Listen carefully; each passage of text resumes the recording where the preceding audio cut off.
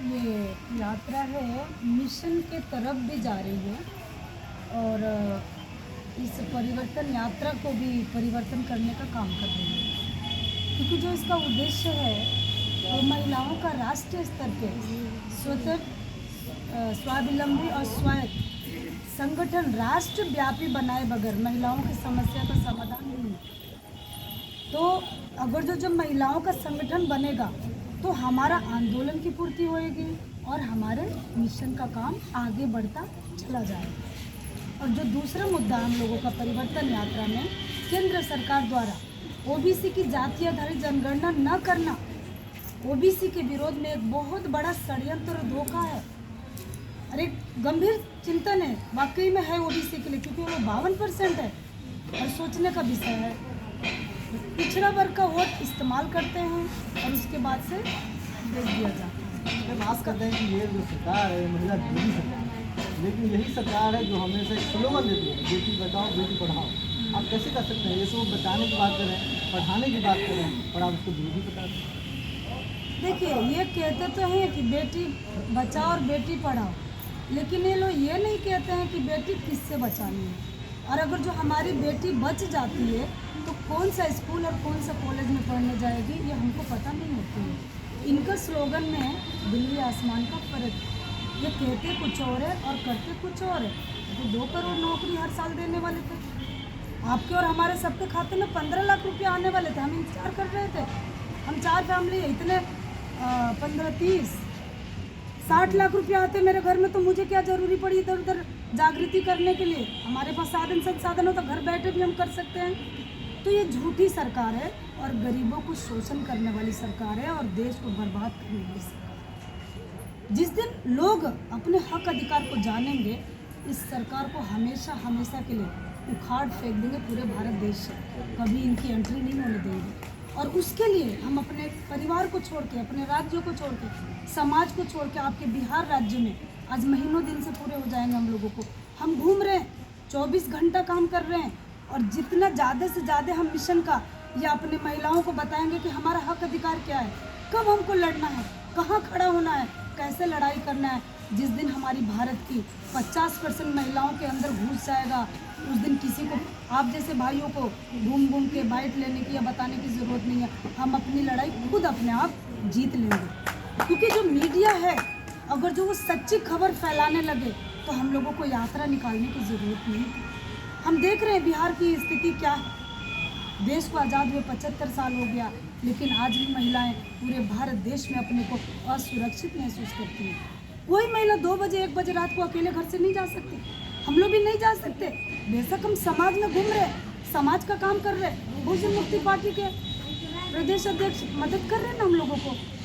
ऐसे लोगों की ज़रूरत है जो महिलाओं का मनोबल बढ़ाए और इस मिशन में और इस क्रांतिकारी आंदोलन को आगे बढ़ा सकते हैं। हम अब क्या कहते हैं, जब इस देश की राष्ट्रपति महिला है तो आप क्या कहते हैं? हाँ, ऐसे राष्ट्रपति महिला को मैं नमन करती हूँ कि वो पद छोड़ दे तो ज़्यादा अच्छा है। भाई, एक स्टैचू को ला के खड़ा कर देना, हम जैसों को बताओ, हम संविधान लागू करवाएंगे, जिसकी जितनी संख्या भारी उसको उतने अधिकार दिलाएंगे, फुल्ली आरक्षण लागू करवाते हैं, फिर आप देखिए देश कितना खुशहाल रहेगा, कितना अच्छे से ज़िंदगी जिएंगे। ऐसे मूर्ति को और एक नाम पे स्टैचू बन के जीने को मैं पदाधिकारी नहीं बोलती हूँ। क्योंकि अगर जो राष्ट्रपति महिला है तो उसे राष्ट्र को सुरक्षा में लाना चाहिए, संविधान को लागू करना चाहिए और जो भी मजलूम लोग हैं, गरीब लोग हैं, जिसके साथ शोषण हो रहा, उसके लिए आवाज़ उठानी चाहिए। पूरे भारत देश में बलात्कार होते हैं, पूरा भारत देश के आंकड़ा बता रही मैं। एक सदन की महिला खड़ी होकर नहीं बोलती है कि हाँ हमारी महिलाओं पर अन्याय अत्याचार हो रहा, चुपचाप ताला लगा के सदन में बैठी रहती है। और हमारी बहनों के साथ जघन्य अपराध होता है, काटा जाता है, जीभ काटी जाती है, रीढ़ की हड्डी तोड़ी जाती है, जला देते हैं, पेट्रोल डाल देते हैं तेजा। अभी दिल्ली की लड़की को 7 किलोमीटर में ऐसे घसीटा था कि ना उसकी चेहरा पहचान सकते थे, ना ही उसके कपड़े पहचान सकते थे। ऐसी हालात हो रही है। तो ऐसे पद को मैं नहीं मानती हूँ और ना ही मैं मान्यता देती हूँ। कम से कम उस गरिमा को बनाए रखने के लिए अपने हक अधिकार के लिए आवाज़ उठाना जरूरी है। हम बेशक पद में नहीं है, अधिकारी में नहीं है, लेकिन आज भी हम सड़क पर उतर के अपने मूल निवासी बहुजन समाज को बचाने की लड़ाई लड़ते हैं। अधिकारियों से लड़ जाते हैं, जेल भी चले जाते हैं। नागपुर जेल में गए ना, 70% महिलाएं थी। छोटे छोटे बच्चों को गोदी में लेके आई थी, वो महिला होती है जो हक अधिकार के लिए रोड पे और मैदान में और जेल में जाती, ना कि हमें कुर्सी मिल गई और हम आराम से बैठ के और शोषण अपना भी करवा रहे हैं और साथ में अपने लोगों का। आदिवासी को बनाया राष्ट्रपति, लेकिन आदिवासियों के साथ क्या हो रहा? उनकी जंगल जमीन खत्म करी जा रही है, उसको बचाना चाहिए। मैं हूँ जिस समाज से बिलोंग करती हूँ, मुझे कोई अधिकार मिलेगा तो सबसे पहले अपने समाज को बचाने की कोशिश करूँगी। डॉक्टर बाबा साहब अम्बेडकर ने जब हिंदू कोड बिल इन लोगों ने लागू नहीं करने दिया, नेहरू और गांधी ने, डॉक्टर बाबा साहब अम्बेडकर ने कानून मंत्री से इस्तीफा दिया। उसके फॉलोवर है, उसका सिपाही है और उसके बताए हुए मिशन के साथ जितने भी हम महिलाओं से होएगा हम करते जाएंगे। 1 महीना लगभग बिहार में हुए। जी जी, क्या लगा बिहार की महिला कैसी? हाँ मुझे बहुत अच्छा लगा सर, बहुत अच्छा क्वेश्चन किया, थैंक यू।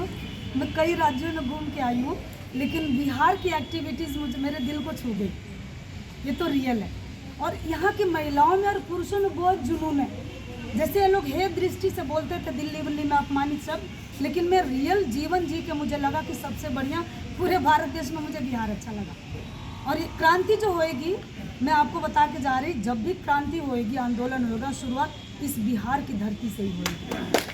क्योंकि गौतम बुद्ध का इतिहास मुझे नहीं पता था। फर्स्ट टाइम मैं गई गया जी, जब हम ऐसे ड्यूटी में थे तो गया जिला में गया, तो जब मुझे इधर की हिस्ट्री पता लगी, यहाँ पे विश्वविद्यालय है, नालंदा और विक्रमशिला, विदेश के लोग इधर पढ़ने आते थे। तो इतना बड़ा ऐतिहासिक भूमि को मैं नमन करती हूँ और मैं चाहूँगी कि जो भी हमारा क्रांतिकारी आंदोलन है बिहार की धरती से शुरू हो और पूरे भारत देश में निकल जाए। तो क्या ऐसा लग रहा है मैम कि बामसेव के द्वारा जिस तरह से एक ट्रेनिंग सेंटर नागपुर में है, बिहार में होकर? हाँ सर, दरअसल हमारे क्या है, हम मूल निवासी बहुजन समाज के लोग हैं, हम गरीब लोग हैं। अगर जो हमारे पास साधन संसाधन होता तो मैं आपसे बता रही, मेरी एक दिली इच्छा है, हर जिले में अपना एक स्कूल और एक कॉलेज और एक लॉ कॉलेज भी होना चाहिए। क्योंकि हम जब दूसरे कॉलेज में जाते हैं और जब धक्के खाते हैं वहाँ जाओ तो बहुत पीड़ा होती है।